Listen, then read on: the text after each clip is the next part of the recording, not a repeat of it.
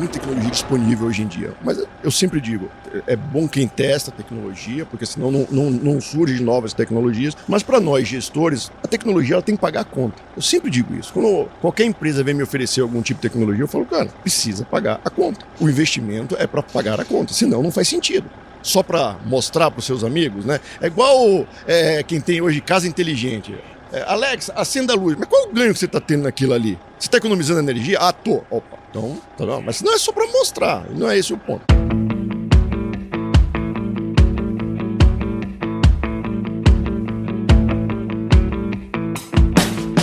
E aí, pessoa! Seja muito bem-vindo, muito bem-vinda ao podcast Raízes do Agro, que é uma parceria entre o Agro Resenha e o Grupo Piscin, que tem como objetivo perpetuar os valores das famílias no campo e o respeito pela terra. E nesse episódio, nós vamos estar aqui com Nelson Seabra, que é economista de formação, ele vai contar essa história pra gente, com MBA em gestão do agronegócio e produtor rural aqui no Paraná, né? E, inclusive, já vamos agradecer ao Gabriel, né, que nos colocou nosso em contato aqui, que ele viabilizou esse negócio aqui. Nelson, muito obrigado por estar aqui com a gente, cara, e seja super bem-vindo ao Raiz do Agro. Obrigado, Paulo. Prazer enorme estar aqui com você. Eu já acompanhava já teu canal. Acho que o primeiro, né? O primeiro do Brasil. Positivo. E é sempre interessante a gente estar trocando ideia aqui, estar contribuindo aqui para o nosso setor. É isso aí, cara. E eu acho interessante porque, assim, a feira, né, o show rural aqui, ele é um ponto de encontro, né? Acaba que todas as pessoas vêm aqui. A gente está gravando diretamente aqui do stand da Piscin, dentro da feira aqui, né, cara? Então, é um lugar que você vem para ver tecnologia também, né, cara? Não, eu aproveito aqui, depois da entrevista, com algumas reuniões agendadas aqui para ver equipamento. Eu sou uma pessoa muito curiosa, venho de outros mercados com a questão da tecnologia, sempre com muito pé no chão, né? Aquela questão não é tecnologia por tecnologia, tem que pagar a conta no final do dia, mas é um momento importante aqui para o Paraná, porque é a maior feira aqui do nosso estado, talvez uma das maiores do Brasil, uma né? das maiores do Brasil, com eu certeza. acho que é uma grande oportunidade aqui para estar visitando. Bom demais. Nelson, então, pra gente começar aqui, né, nossa resenha, conta um pouquinho das suas raízes aí, qual que é a sua história, cara. Olha, nascido em Salvador, Bahia, soteropolitano. Já perdeu um pouco do sotaque, né? Muitos anos longe, né? Mas quando fica bravo, volta que é uma beleza. Minha mulher diz que volta muito rápido quando eu fico bravo. Eu sou, como você disse, economista de formação, né? Eu comecei a trabalhar em outros segmentos, né? Na minha vida profissional. Eu trabalhei em empresas de tecnologia, empresas multinacionais, trabalhei na IBM há muito tempo. Depois fui para o mercado de saneamento, né? Fui ser diretor de grandes empresas na área de saneamento privado, né? Administrando aí concessões, com uma experiência muito grande. E nos últimos 8 anos aí eu tive um convite inusitado, né? De um family office, né? Que estava querendo se estruturar com relação à administração de suas fazendas. E eu terminei vindo para esse mundo. Já tinha um pouco de conhecimento na minha infância. Meu pai foi produtor rural também, na Bahia. E então eu sempre foi um ramo que eu gostei muito. Terminei vindo para cá. Estou aqui há 8 anos, feliz, satisfeito. Nunca mais volto. Espero, né? E é legal assim, porque a gente estava conversando um pouquinho antes aqui de como as coisas flutuam, né? No agronegócio, como assim, você não tem aquela segurança que determinados mercados, de certa maneira, têm. No Brasil, nada tem. Nada é muito seguro, mas de qualquer maneira, a gente vê que a agricultura, né? O agro, de uma maneira geral, ele tem essa característica hoje em dia de ser um setor muito dinâmico, muito diferente de 20, 30 anos atrás, né, cara? Eu brinco até com alguns amigos que escutam muito do agro e começam a querer investir no agro. Eu falo, olha, a primeira coisa é uma atividade de altíssimo risco, porque você, principalmente na agricultura, você enterra alguns milhares de reais ali na terra, faz tudo certo, com tecnologia de primeira, e tem algum fator que é imponderável, que é o clima, né? Então você pode fazer tudo certo. Se o clima não ajudar, aquele seu dinheiro não vai trazer o retorno esperado. Então, ele tem que ter boas margens de fato, porque é uma atividade de altíssimo risco. Né? Se o cara não quer risco, vai para o CDB e aplica lá 13,25 ao ano sem risco nenhum. Nossa atividade não. E como a gente bem comentou antes aqui, além disso, as questões macroeconômicas do país dificultam muito nossa operação. A gente estava brincando que em questão de 3 meses o dólar sai sai de 5 e vai para 6,15. Quer dizer, é impossível você fazer um planejamento de compra de insumos que está muito atrelado ao dólar com uma variação nesse sentido, né? Ou até mesmo a venda, né? A venda produto, da mesma coisa, né? Porque o dólar pra gente é da mesma forma. Então, assim, eu vejo que os produtores rurais, ainda com todo esse desafio, conseguem sobreviver, conseguem ter margem, conseguem crescer, mas eu brinco com meus colegas da área, né? Eu falo assim, é difícil produzir, é uma inquietação eterna, porque você acorda de manhã e você não sabe como é que vai estar o mercado. Né?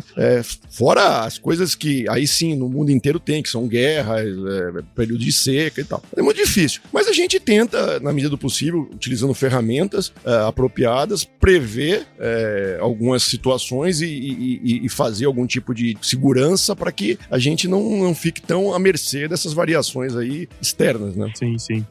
E esse lance do dólar é interessante, né, cara? Eu fiz uma inscrição para uma corrida nos Estados Unidos, né? E aí ou você é sorteado, né? Se você for sorteado, aí debita do cartão de crédito. Debitou no 6,18. Fora o IOF? Fora o IOF e tudo. Eu falei, puta merda. Mas é isso, quer dizer, assim, coisas pequenas, né, cara? Mas você imagina... viajar... Você tá vendo? É um negócio muito... Você fica exposto, né, cara? Totalmente exposto. A gente não tem ainda mecanismos apropriados para fazer esse hedge, né? Aí, usando um jargão do mercado. Sim. A gente tem operações mais complexas, mas que ainda não chega... não é muito fácil para o pequeno e médio produtor. Talvez os grandes produtores façam esse tipo... Já trabalham, obviamente, com esse tipo de operação. Mas para o pequeno e o médio, que é mais difícil isso, exigem garantias também importantes, fica difícil. Mas a gente tem que usar o bom senso. Eu sempre falo que eu sempre olho a curva, quando você fala em dólar, a gente acessa vários bancos e tal para ver, que eu vou na mediana. Errar por menos, essa aqui é a ideia.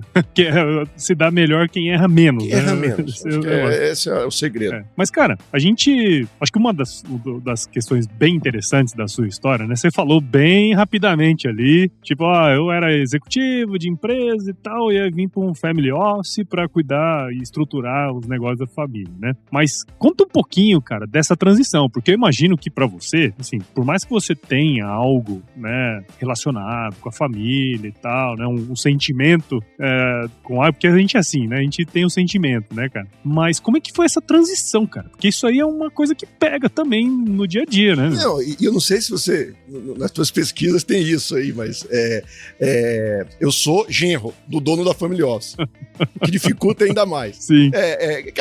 O meu sogro participa de um grupo empresarial muito tradicional do Paraná, que é o Grupo Slaviero.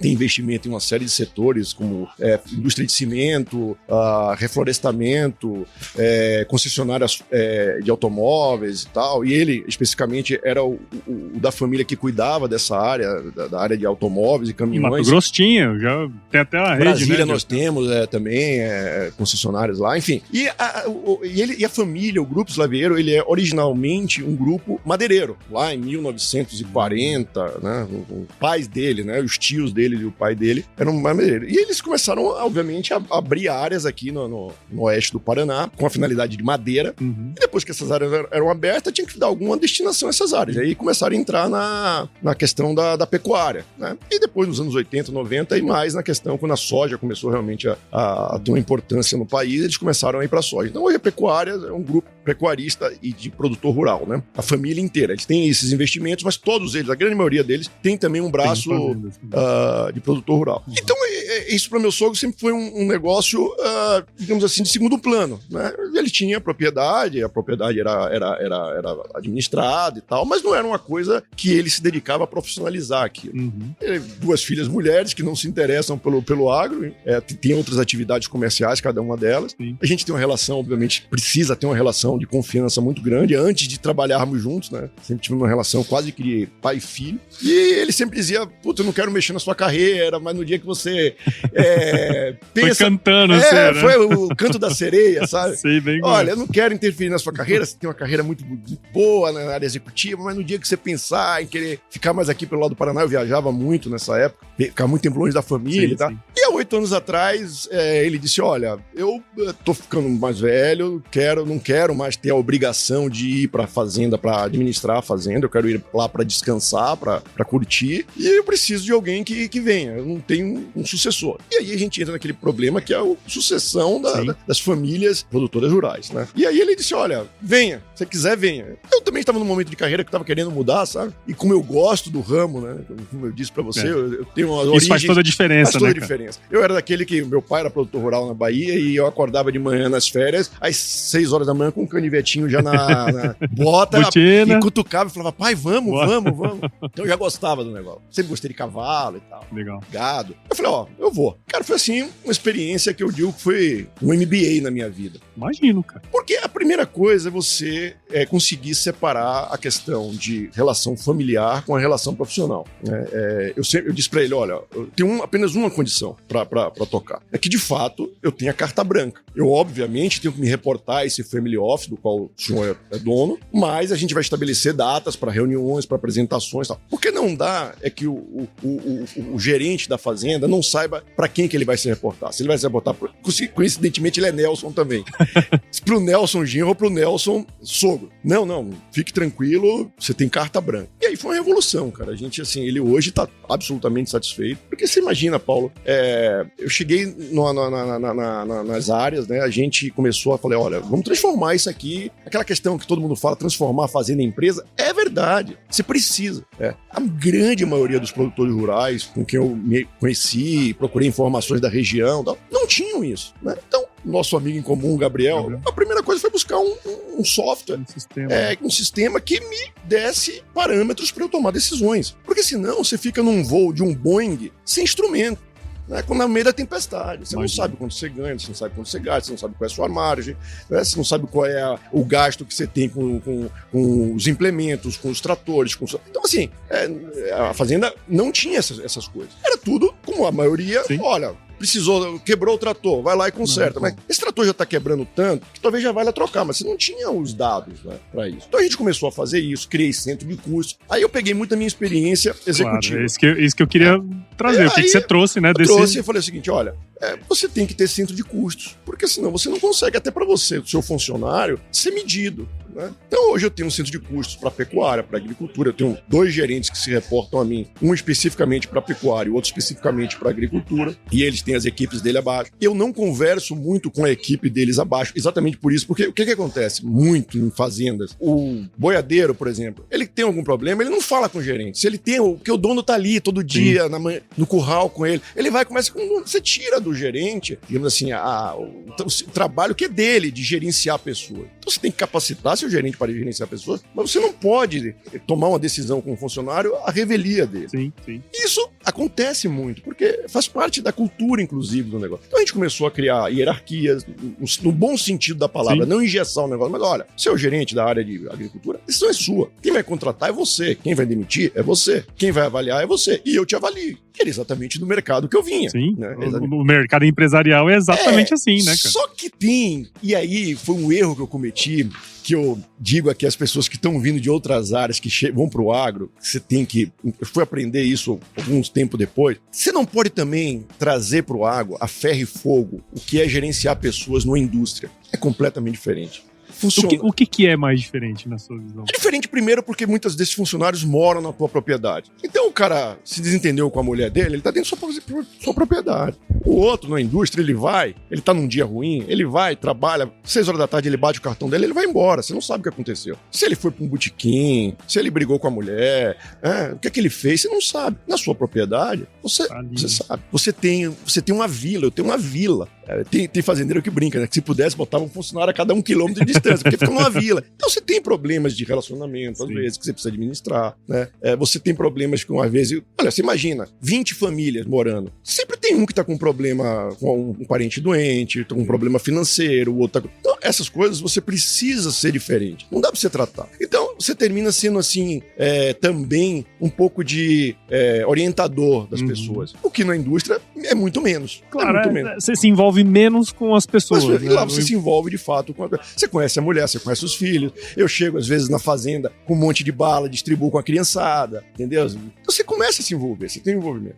Isso eu aprendi. E no começo Não, o cara pisou fora da linha, cara, demite. Pô, não é assim. O agro, se você for nessa linha pro agro, você não tem equipe, você não forma equipe. Sim. Você precisa ser um pouco mais... Puta, o cara hoje tá num mau dia, aí chamava o gerente e falava assim, o que houve com o fulano? Cara, brigou com a mulher ontem, todo mundo ouviu na vila, o cara tá envergonhado. Cara, tira o cara, deixa ele, dá um tempo pro cara. Então, isso foi um aprendizado, né? Então, é legal você trazer as coisas de grandes empresas, porque você melhora, como eu te falei, mas você tem que tropicalizar, no sentido da palavra, né? Você tem que, de fato, o agro é diferente. Né? Cara, e essa é uma coisa que a gente sempre fala muito, né? Sobre essas particularidades que o agronegócio tem. E o assunto pessoas, normalmente não é muito discutido, né, cara? E hoje é um problema sério. É um baita de um problema. Talvez o maior. Maior, porque todo mundo que você conversa, eu vou conversar com outra pessoa que hoje à tarde já falou, eu já tô mais velha e de vez em quando eu tenho que subir em trator porque eu não consigo contratar uma pessoa. Então, quer dizer, além disso tudo, ainda tem uma escassez, né, cara? Porque você hoje tem, com o advento das redes sociais, da internet, você tem uma geração que vê o mundo e quer esse mundo, e quer vivenciar esse mundo. Então, eu às vezes comento lá, eu tenho funcionários lá na fazenda, que o grande problema hoje são as esposas. Eu tento, o máximo possível, fazer com que essas esposas trabalhem também lá. Né? Porque você tem que dar além de melhorar financeiramente para a família como um todo, você dá um objetivo para essas esposas. Porque senão, o cara sai para trabalhar de manhã e o agro sai muito cedo, o funcionário sai muito cedo, essas esposas ficam em casa, não tem o que fazer. É ruim para elas, né? É ruim, cara. Você tem que entender. Então você, tem que ter um lugar que pega internet, você tem que dar internet, porque senão ela quer ter a comunicação, porque senão ela tá olhando na rede social, a prima dela que mora na cidade, tá na pracinha lá, tá fazendo a unha, e ela tá na fazenda. Entendeu? Então isso é um desafio enorme. E a questão também da geração atual de querer crescer muito rápido. Né? Você chega lá, às vezes, um rapaz de 20 e poucos anos, 22 anos, ele quer ser o gerente. Já falei, cara, esse cara pode chegar, tenha calma. Então eles têm essa... Que antes no meio rural você não tinha isso, você tinha isso mais nas cidades. E hoje no meio rural você tem exatamente a mesma coisa. Então é o grande desafio, acho que do agro hoje, a questão de pessoas. Não tem dúvida, cara. E uma coisa que eu queria, assim, você falou pra mim ali no início, que foi assim, cara, a primeira coisa que eu fui atrás foi um sistema pra eu poder enxergar, né, as coisas, assim. Qual foi a principal dificuldade que você teve em fazer essa transformação? Porque uma coisa é na cabeça do dono, ele sabe quando compra, onde compra, quem que é a pessoa, né, e você chegou lá. Você não sabia isso, né? Você não era sua obrigação saber isso aí. E aí eu imagino que você chegou, eu preciso entender melhor esse negócio aqui, né, cara? Como que foi essa mudança também? Porque é uma mudança de mentalidade da fazenda que envolve pessoas, né? Quando o sistema, ele termina te dando os caminhos, né? Porque que sistema colocar? Primeiro, pesquisar e tal, e o que terminei encontrando a SCAD Agro, eu falei, olha, me indicaram ele, tive uma reunião com o Gabriel e tal, ele falou, é isso, eu falei, cara, eu acho que é isso que eu preciso. E aí, o desafio é implementar. É isso aí. Acho que esse é o grande ponto, né? Primeira coisa, como é que você vai acessar o sistema da fazenda? Então, esse foi um primeiro desafio tecnológico, né? A gente teve que criar estruturas, né, de VPN e tal, para que o funcionário na fazenda pudesse acessar o sistema lá da fazenda, né?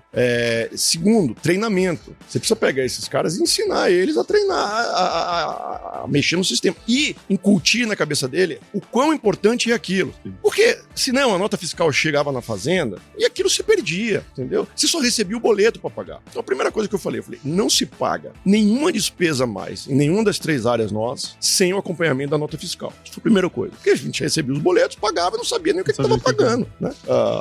Mandava pro financeiro, o financeiro pagava.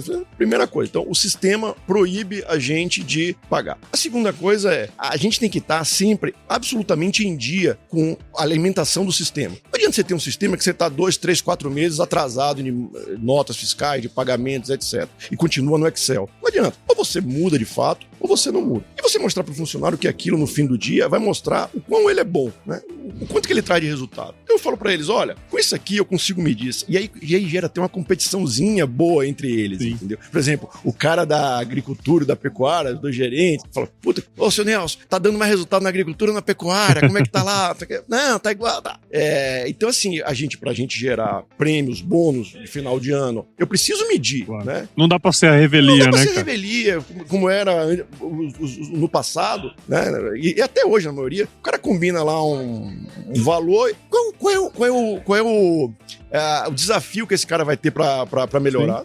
Eu vou ganhar igual, se eu for muito bem, se for mais ou menos, eu vou ganhar igual. Então, essas coisas com um sistema e com um sistema parrudo que traga as informações, você consegue medir. Né? Eu acho que é mais ou menos isso. Cara, assim, e fora, óbvio, você implementar qualquer sistema em qualquer lugar, né? Mesmo numa empresa da cidade, se você for mudar de sistema, já é um pandemônio, né? Pandemônio. Mas na fazenda tem todas essas questões culturais envolvidas. 2 anos e meio, Paulo. Foram 2 anos e meio. 2 anos e meio. Até a coisa tá rodando redondo, 2 anos e meio. Daí, porque a gente saiu do zero, né? Até a gente hoje ter absolutamente o que tá na conta bancária da empresa, tá refletido no negócio, 2 anos e meio. Interessante, cara. Outra coisa que eu também queria abordar, né? Porque assim, você começou com o sistema, mas eu imagino também que com a sua visão de mercado, você deve olhar para novas tecnologias também, né, cara? O que você tem visto e o que você foi atrás, assim, que tem contribuído ali no dia a dia, cara? Tem muita tecnologia, a gente vinha falando isso. Tem muita tecnologia disponível hoje em dia. Mas eu sempre digo, é bom quem testa a tecnologia, porque senão não surge novas tecnologias. Mas para nós, gestores, a tecnologia ela tem que pagar a conta. Eu sempre digo isso. Quando qualquer empresa vem me oferecer algum tipo de tecnologia, eu falo, cara, precisa pagar a conta. O investimento é para pagar a conta, senão não faz sentido. Só para mostrar para os seus amigos, né? É igual quem tem hoje casa inteligente. Alexa, acenda a luz. Mas qual o ganho que você está tendo naquilo ali? Você está economizando energia? Tô. Opa. Então, tá bom. Mas não é só para mostrar. Sim. Não é esse o ponto.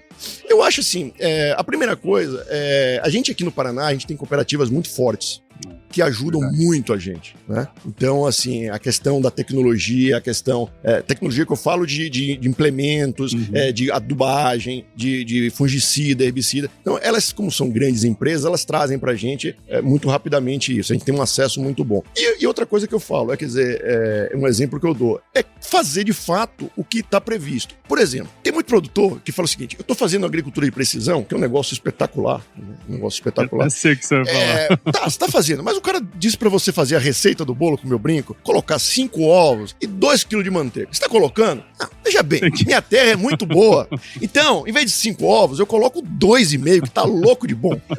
Em vez de 2 kg de manteiga, então você não tá fazendo, você tá jogando dinheiro fora. Então a gente segue absolutamente o planejamento que foi discutido em reuniões com os técnicos agrícolas, com o meu pessoal, com os agrônomos da cooperativa, que ajudam muito. E a gente segue. Então, a questão do drone hoje é um negócio espetacular, né? Agora, a gente precisa ver o seguinte, ainda tem uma série de questões no drone que dificultam, por exemplo, autonomia, né? Então, às vezes eu já usei drone na nossa propriedade, mas para uma aplicação pontual. Se você tem uma área muito grande e você vai usar drone, inviabiliza, porque ele tem que ficar indo e voltando, por maior que seja. Então é melhor você entrar com o pulverizador e fazer a... Então, assim, é uma coisa que vai ser o futuro, não tenho dúvida, mas ainda é uma coisa que não paga a conta 100%. Você tem que fazer, talvez, um híbrido, né? Talvez você não precise mais da aviação agrícola tanto como você precisava. Hoje o drone, ele supre isso. Mas precisa ter muita calma ainda, porque as coisas... Até no ano passado eu conversei aqui, até pro Raízes, foi aqui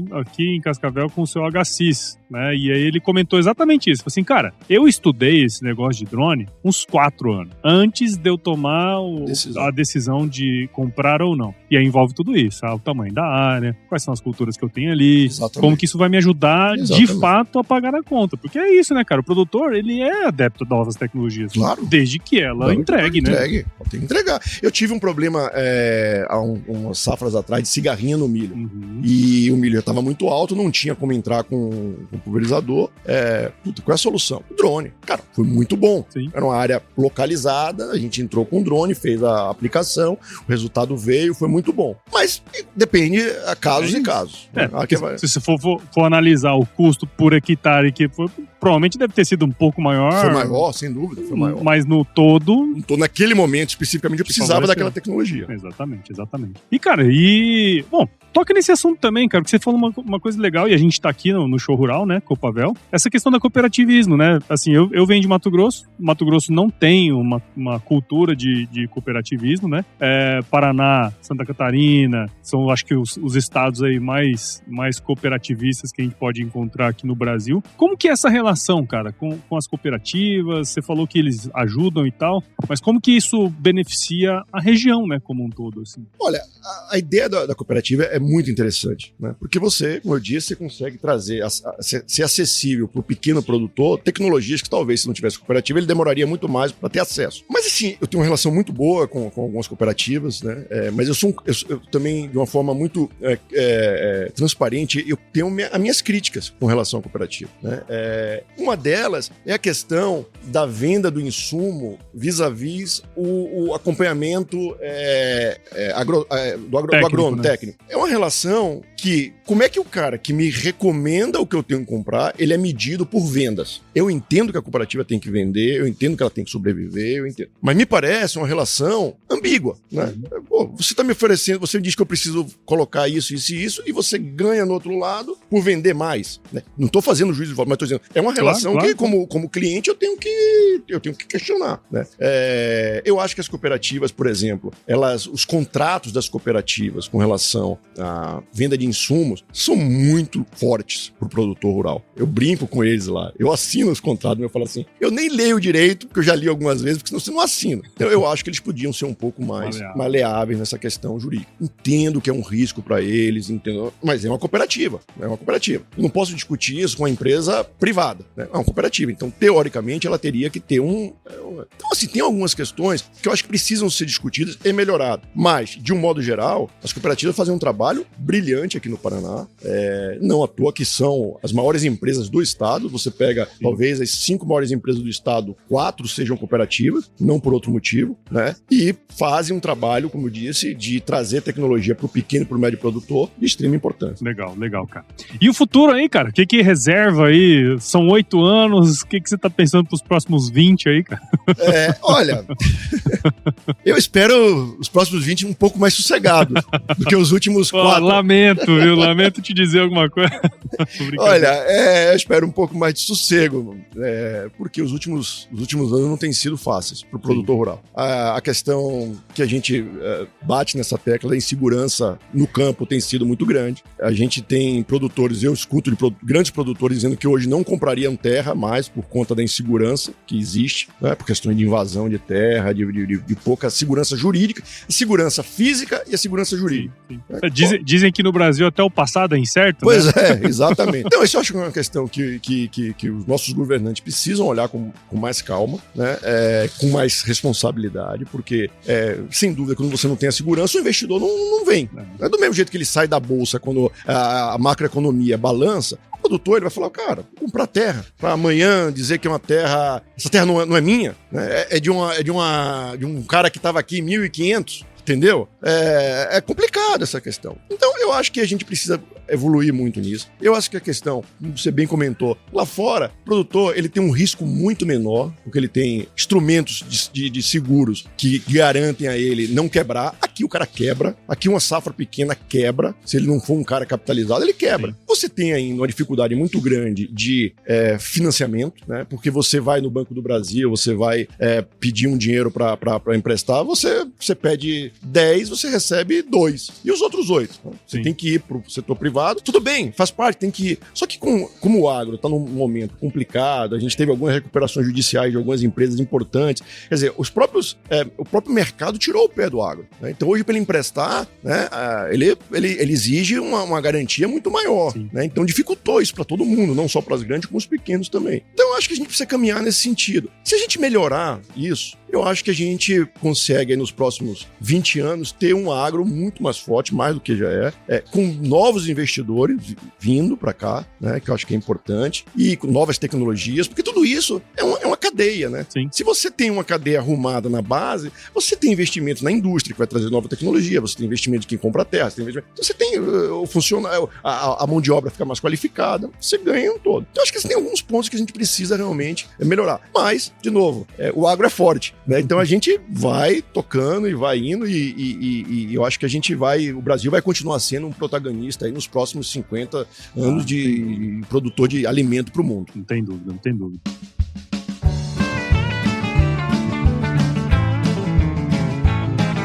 Bom, Nelson, muito obrigado, cara. Obrigado por você a você. Topado aí esse bate-papo aqui, cara. Tenho certeza que quem tá do outro lado aí, ouvindo ou até vendo aqui, aprendeu muito também com você, né, cara? Acho que essa sua jornada aí, acho que foi muito interessante a gente explorar um pouco mais dela, porque, cara, isso vai acontecer cada vez mais, né? Vai acontecer cada vez mais. Então, você trouxe muitas dicas boas aí, cara.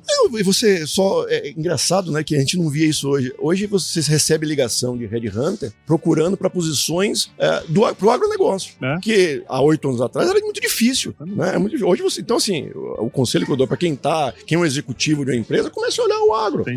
De uma indústria, comece a olhar o agro de outra forma, porque hoje o mercado exige esse profissional. Sim, sim. E, cara, então, muito obrigado e parabéns aí pelo seu trabalho, cara. Um abraço. Então, e outra coisa, para quem quiser seguir aí o trabalho, como que a gente pode encontrar aí? No LinkedIn, Rio São Francisco Agropecuária, o meu Nelson Seabra, quem quiser seguir lá, a gente tá, sempre que pode, tá postando lá a safra, aquisições que a gente faz de equipamentos e tal, e quem quiser, fica à vontade. Bom demais. Tá. E para você que ouviu esse podcast aqui, eu tenho certeza que você viu o valor, afinal você tá aqui com a gente até agora, então considere compartilhar esse episódio com alguém que vai se beneficiar desse conteúdo. O Raiz do Agro, ele cresce na medida que você participa com a gente aqui, então siga o Raiz do Agro em qualquer agregador de podcast também, siga no Agro Resenha Podcast. E siga o Grupo Piscin nas redes sociais, basta buscar lá por @Grupo Piscin no Instagram, Facebook, LinkedIn e no YouTube. E visite o site do Grupo Piscin, o www.piscin.com.br, dê uma olhadinha no blog que eles mantêm no site e entre em contato para saber mais sobre as soluções e tecnologias voltadas para o campo. Mais uma vez, Nelson, obrigado. Obrigado a você. E eu sempre finalizo meus episódios com uma frase de muita sabedoria, que é o seguinte: se chover não precisa molhar a horta não, tá bom? É por aí mesmo.